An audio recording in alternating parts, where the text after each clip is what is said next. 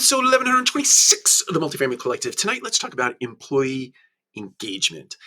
And the thing I really want to focus on, I've been reading a lot of studies and surveys, especially as it relates to trends for the calendar year of 2021 and what will move into calendar year 22 and 23 and potentially the out years. The surveys that I've been reading as of late indicate that one thing is, I guess, front and center and or stands above and apart from most of the other trends, and that is communication.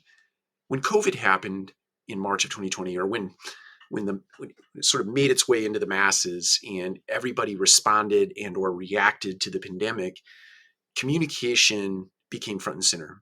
Communication, for probably the first time ever, was potentially overdone, but overdone for the right reasons. We repeated a message as it related to PPP and making sure that our people were safe and other things related to COVID, or measures we needed to take to make sure that not only our team members were safe, but our consumers were safe and potentially other stakeholders. So it became front and center. It became a daily exercise to talk about COVID and talk about the things that we were doing, the responses and reactions to various data that were coming in ongoing.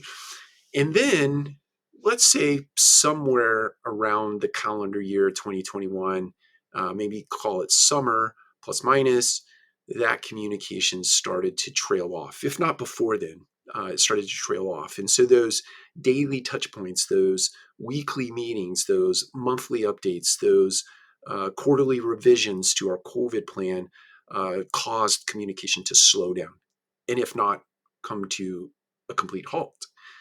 You probably saw this in the way of leadership webinars. So from a macro level, communication about COVID as it relates to the multifamily space trailed off, right? Local communication trailed off through the apartment associations and other venues like that. And the same thing happened internal to your property management businesses.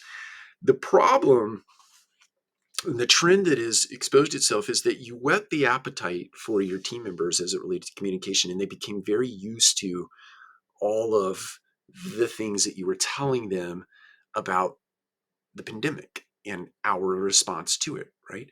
And you were probably lacing in other things that were germane to their daily activities or their health and well-being in the organization.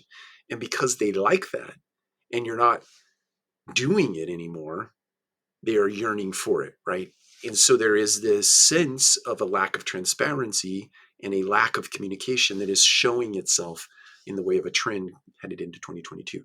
So my encouragement is that you make communication as a thing, as a theme, something that you focus on ongoing and something that is overdone ongoing.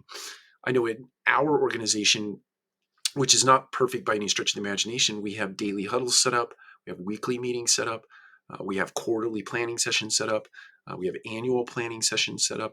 All of those things are designed to speak to one another. So on an ongoing basis, you're touching people on a daily basis, you're touching them on a weekly basis, quarterly basis, annual basis, and all of the messages within those particular agendas kind of dovetail together real nice and neat so that people feel heard and they feel communicated to and with, and they feel informed. And it's not perfect, but it is something to think about as you move into 2022 and 2023, especially since this trend is presenting itself that people don't feel like they are communicated to enough. Take care. We'll talk to you again soon.